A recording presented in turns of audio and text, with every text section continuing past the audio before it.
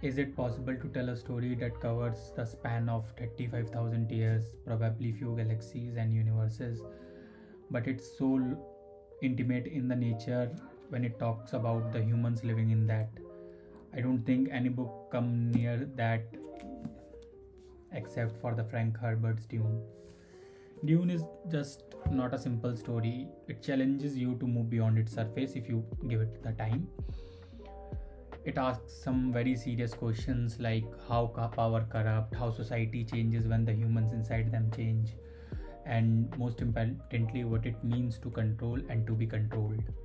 And Frank Herbert in his book tried to answer that in like 6 part, probably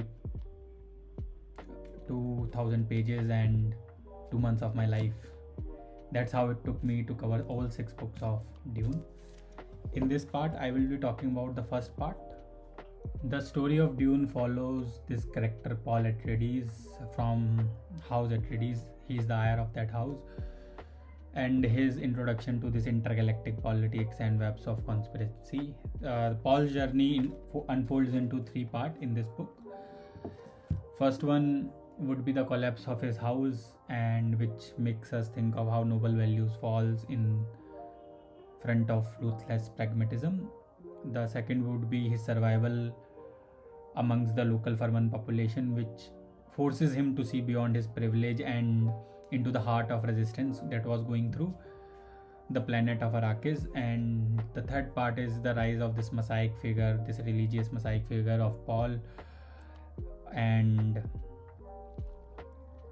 which torments him into thinking like, what should I do? Should I take whatever has been taken from me by fighting? But this would lead to loss of millions of life because he have power to see bits of futures, right? If you have to draw parallel, think about Dalai Lama. He's a Buddhist religious figure. People treat him as living god, just like Paul in this fiction, right? His words hold a lot of power. If he decided to protest against China, right, this would ignite a bunch of violent protest among Chinese Buddhist population. Paul understand this. Dalai Lama also understand this, right? And this would lead to eventual loss of lives. Paul character is tormented between these two choices, like should he do it, should he does not do it. But eventually he decided to do it and seize the throne for himself, while Dalai Lama in real life has not decided till now. But that's the power of fiction, right? You can decide what can happen post that. The plot is very good, right? This basic fall of hero and the rise of hero, but the way has been told is probably one of the finest. When I talk about the other books, the limited amount of literature I have read, and I can see why it inspired a lot of writers. Frank Herbert's characters are deeply flawed, and that's make them fascinating subject when you try to understand them. This character of Paul is best written. Probably he's the main character, that's why that's the case, but he is probably the best character when you see the journey through him. He is a character who understands his privilege but not deeply, right? He goes from this young boy to becoming the religious figure and understanding the power he wields. He is not just a simple character who have the power. He understands what it means to hold that kind of power that he have. And again, drawing parallel to Dalai Lama know how much power he hold, and similarly Paul understands like what kind of power he hold, and it torments him, and he eventually tried to obviously seize the throne, as I told you. But the main question the Paul characters goes through in this book is like, can an individual hold the fate of entire civilization? And eventually he decided to hold it. And that's probably one of the best character development I have seen, again in the limited literature I have read. Other characters are not very deeply written, that's my main complaint, but from the first part of the book. But since I have read all the book, all 6 books, I can assure you that this complaint will eventually go away when the story moves beyond Paul in the following books. Now, the other character, for example, Lady Jessica, mother of Paul, also is a very interesting character that has personal ambition and his loyalty towards her sect of Bene Gesserit, and his love for Paul's father, Duke Leto the One.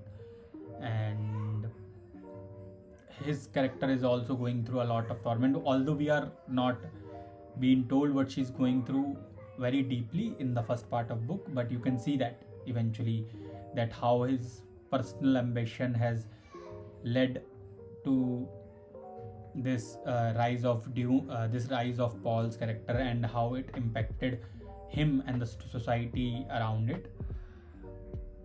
Another character is Paul's father, Duke Leto.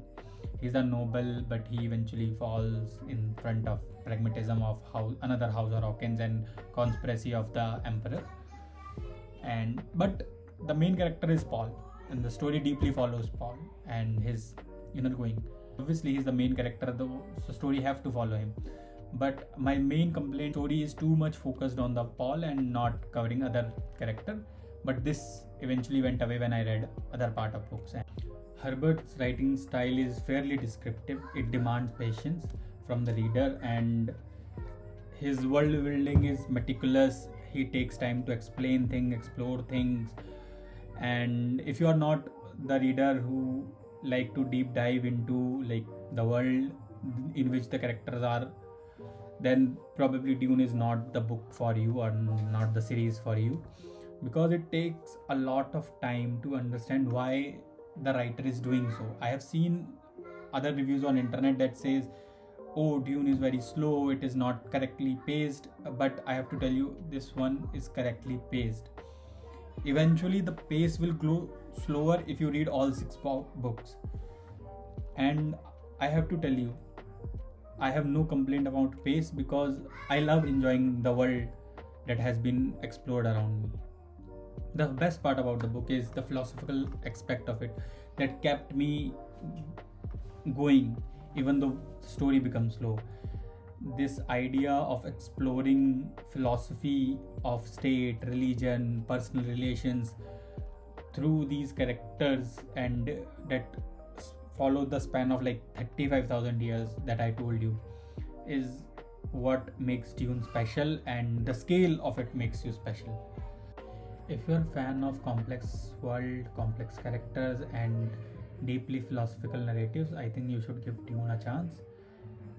If I were to rate, I would rate it solid 8 out of 10. And if you loved the movie, you should obviously read this, because movie sometimes skipped some of the plots or some of the subplots of the characters, and it will lead you with a lot of enriching experience if you want to read it. If you don't want to read all 6 part, I think this one would be a great, because if you read it cover to cover, this one in itself is a full story, but eventually reading all 6 part would be a lot more rewarding in terms of reading. But alone this book is fairly a complete story, and it does not hide a lot of things from you. That's all on my review of Frank Herbert's Dune Part 1. I will be making review of all 6 books because I read them. Also, I think that would be a very good experience if you give it a read. Again, my rating is 8 out of 10 for it, and it's probably one of the most philosophically packed book in terms of fiction I have read. That's it.